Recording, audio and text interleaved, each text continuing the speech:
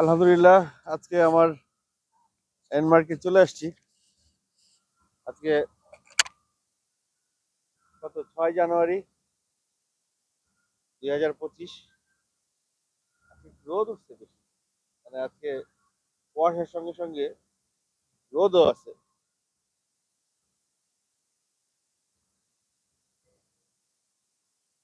এবং আমি এইটুকুন হাইটে আসতে আসতে ভেতরে ভেতরে কিন্তু অনেক ঘামায়াও গেছি।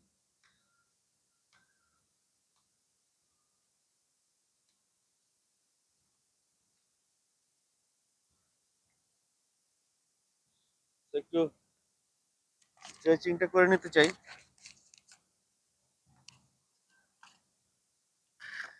গত কয়েকদিনের ভিডিওতে দেখলাম সাউন্ড একটু প্রবলেম হয়, তো আজকে মাইকটা নিয়ে আসছি সো দ্যাট সাউন্ডে যাতে খুব প্রবলেম না হয়। আহ আহ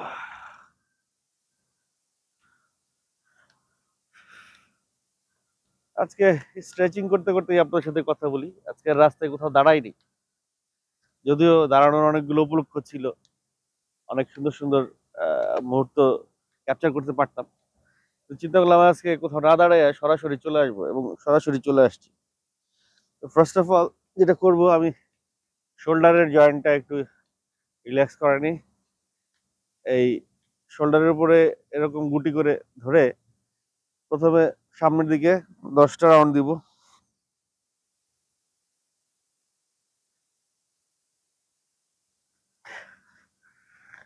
এবার পেছনের দিকে 10টা দিব।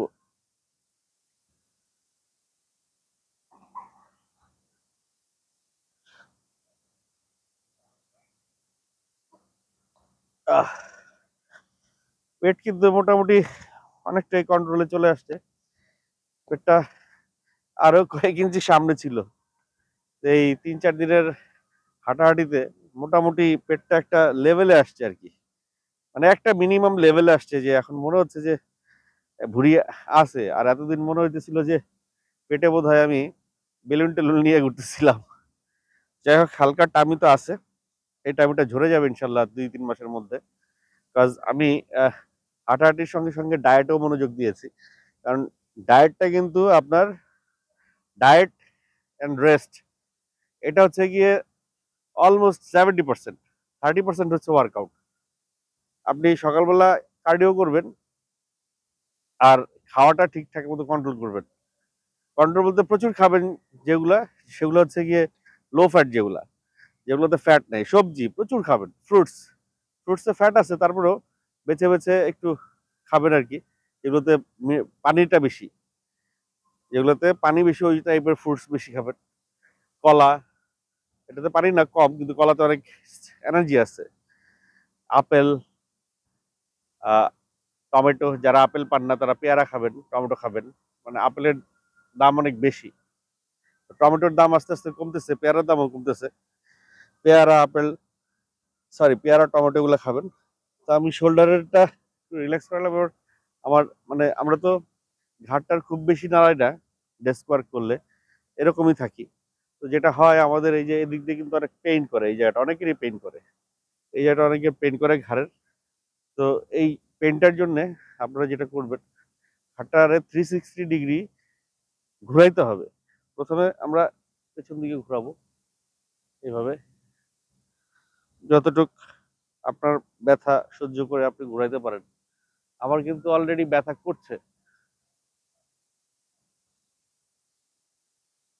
আহ, এইভাবে 5টা 10টা, যে যে কটা পারেন। আমি আজকে 5টা দিব। এবার উল্টা দিকে 5টা।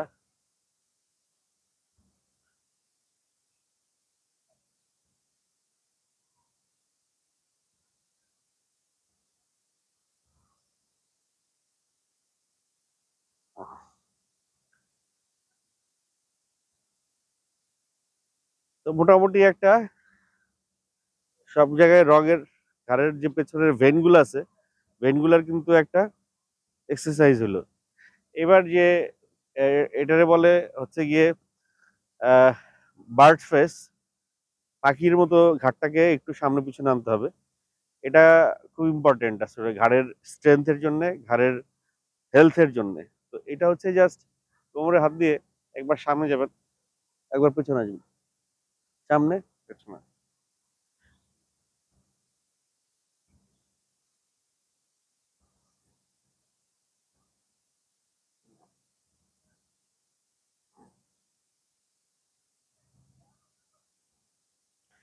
হ্যাঁ, তো মোটামুটি ২টা এক্সারসাইজ দেখালাম ঘাড়ের। ঘাড় খুব সেনসিটিভ এবং ঘাড় আহ, খুবই ইম্পর্টেন্ট একটা বিষয় ঘাড়টা। যাদের ঘাড় শক্ত, ঘাড় রিল্যাক্স থাকে, তাদের প্রেশার থাকে না, টেনশন কম থাকে, ব্যথা ব্যথা ট্যাথা কম থাকবে। তো ঘাড়টা মাঝে মধ্যে একটু হালকা হাত দিয়ে, এই যে পাশ দিয়ে এইভাবে হাতটা নিয়ে এরকম হালকা মাসাজ করবেন। এরকম যখন আমরা এরকম ২-৩টা ব্যায়াম করার পরে হালকা এরকম ঘাড়টা মাসাজ করে দিবেন। পারলে বাড়িতে কাউকে বলবেন, কিন্তু খুব বেশি না। এখানে কিন্তু অনেক ইম্পর্টেন্ট কিছু নার্ভ আছে যেগুলোতে উল্টাপাল্টা চাপ লাগলে কিন্তু আপনি অজ্ঞান হয়ে যেতে পারেন। তো এগুলো হালকা একটু মাসাজ করে দিবেন সকালবেলা, এটা খুব ইম্পর্টেন্ট। আচ্ছা, এবার হাতের তালুটাকে এইভাবে একটু সামনে করে নিয়ে আসতে হবে। এই কবজি থেকে আঙুলগুলো, এই জায়গারও কিছু ব্যায়াম আছে। এই তালুটারে এই যে এইভাবে একবার নিবেন, উল্টা দিকে আবার এভাবে একবার দিবেন। এটা এরকম, এটা এরকম।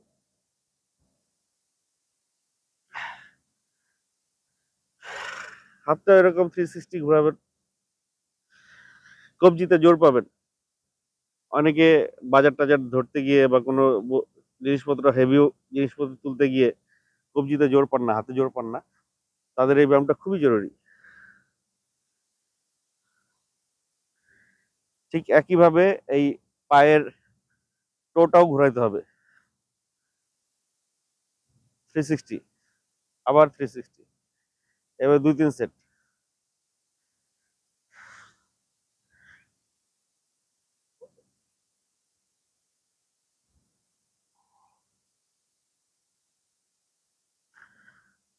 তো মোটামুটি এখন আমার আমার নিজের কাছে নিজেকে খুব হালকা লাগতেছে এইটুকুন করার পরেই। আর একটু স্ট্রেচিং করবো আমি, এটা অনেকে পারবেন না। হয়তো অনেকে পারবেন, অনেকে পারবেন না। দেখেন জিনিসটা অনেক কঠিন আবার অনেক সহজ। আমি একেবারেই উপর থেকে হাতটা নিয়ে আমার একেবারে টো টাচ করব। একেবারে অনেকে চেষ্টা করবেন ফ্লোর টাচ করার জন্য, যে যতটুকু করতে পারেন। আমি দেখি আজকে আমি চেষ্টা করলে এইভাবে ফ্লোরটাই টাচ করতে পারতাম। তো অনেকদিন করি না, লেটস সি আজকে কতটুকু পারি।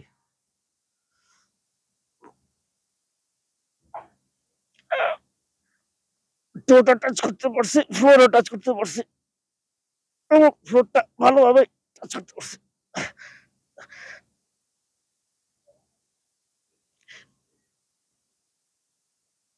বাহ, মাশাআল্লাহ, এইভাবে আমি ফ্লোর টাচ করতে পারছি। তো আসলে প্র্যাকটিস করি নাই, বাট একেবারেই যে জড়তার মধ্যে পড়ে গেছি সেটাও হয়নি। তো এবার সামনের দিকে করতে, এবার উল্টা দিকে করতে হবে। তবে এটা খুব প্রেশার না, এটা আস্তে আস্তে যতটুকু পারা যায়।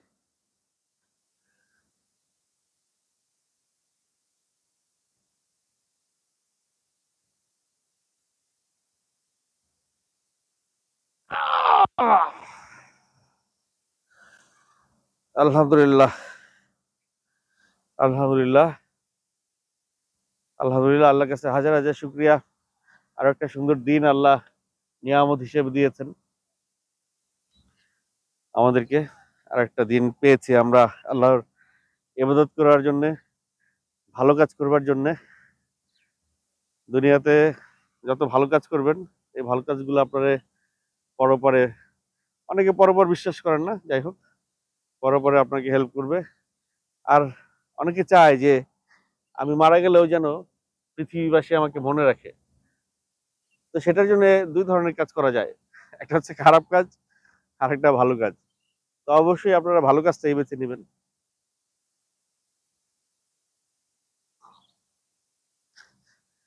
একটু সাপোর্ট দিয়া পেছনে যাই।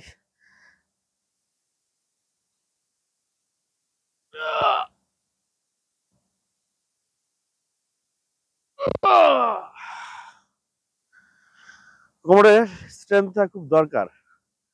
অনেকের বেশিক্ষণ দাঁড়ায় থাকতে পারেন না, হাঁটাহাঁটি করলে কোমর ব্যথা করে। মানে 35 ক্রস করলে এই কোমরের ব্যথাটা অনেকটাই ধরে। মানে অনেক মানুষ দেখছি আমি যারা 40-তে বা 40 প্লাস, ম্যাক্সিমাম মানুষের কোমরের ব্যথা। তো কোমরের ব্যথার একেবারে একটা খুব দারুণ একটা টনিক আপনাদেরকে দিয়ে দেয়, একেবারে খুবই ভালো একটা টনিক। এটা আমি কোয়ান্টাম ফাউন্ডেশনের ওই যে ইয়েতে গেছিলাম, লামা পাহাড়ে গেছিলাম একটা ক্যাম্পে, 2 দিনের একটা ইয়েতে গেছিলাম, ট্যুরে গেছিলাম। তো ওইখানে ওরা এটা আমাকে শিখাইছে। তো এটা হচ্ছে বঙ্গাসন বলে, আমাদের এই যে আসনটা আমি করবো এটার বলে বঙ্গাসন। আর বঙ্গাসনটা বেসিক্যালি গ্রামগঞ্জে মা, খালা, বৃদ্ধ, কৃষক, মানে গ্রামের মানুষরা এটা খুব বেশি করে। এবং আপনারা একটু খবর নিয়ে দেখেন যে গ্রামের মানুষের কিন্তু কোমর ব্যথা নাই। চলেন বঙ্গাসনটা আসলে কিভাবে করবেন একটু দেখাই দিই। জাস্ট এই যে এইভাবে চেয়ারে যেভাবে বসেন, এইভাবে একেবারে বসে পড়বেন। এই এই এটা হচ্ছে কি আপনারা অনেকটা ওই যে প্যানে, ইয়ে কমোডে না, প্যানে যেভাবে বসেন ওইভাবে। এইভাবে আপনি সকালবেলা, প্রতিদিন সকালবেলা মিনিমাম যে 5 মিনিট, তারপরে যে যতক্ষণ পারেন, দরকার হলে মোবাইল ব্রাউজ করলেন, পত্রিকা পড়লেন, কোনো একটা ভিডিও দেখলেন 5 মিনিটের, কোনো একটা কন্টেন্ট দেখলেন 10 মিনিটের। আমার কন্টেন্টটাই দেখতে দেখতে এইভাবে বসে বসে দেখেন। তো এই যে বসলাম, আমি কিন্তু পুরোটাই বসে গেছি এবং আমার একেবারে এই হিপ এবং পা এইভাবে এই যে জয়েন্টটা এই লেগে আছে। অনেকে এইটুক জায়গার যাইতে পারেন না, এইটুক জায়গার যাইতে পারেন না, বাট পুরাটাই যাইতে হবে, পুরাটাই যাইতে হবে এবং রিল্যাক্স, হ্যাভ এ রিল্যাক্স। যাই হোক, পুরাটাই যাইতে হবে এবং এইভাবে যতক্ষণ পারেন। আমি তো এইভাবে আলহামদুলিল্লাহ আধা ঘন্টা বলেন, 1 ঘন্টা বলেন, যতক্ষণ ইচ্ছে এভাবে বসে থাকতে পারি। তো আমার ওয়েট কিন্তু অনেক বেশি, আমার ভলিউম অনেক বেশি, তারপরে এইভাবে বসতে পারাটা কিন্তু একটা নিয়ামত, খুবই অসুন্দর। Life is beautiful basically. এদিক দিয়ে বসি, দেখেন এই এই যে হিপটা, এই যে একেবারে একেবারেই লেগে গেছে। এই যে এই পাটা এই পাটা একবারে এখানে লেগে গেছে, এই গ্যাপটা রাখা যাবে না এবং এইভাবে বসতে হবে। এবং এইভাবে বসলে দেখবেন যে আরাম লাগে। যারা দীর্ঘদিন বসেন না, আগে ছোটবেলায় অভ্যাস ছিল, এখন অভ্যাস নাই কমোডে ইউজ করতে করতে। বেসিক্যালি যারা কমোড বেশি ইউজ করে তাদেরই কোমর ব্যথাটা বেশি হয়। যারা প্যান ইউজ করে তাদের কোমর ব্যথা খুব কম হয়।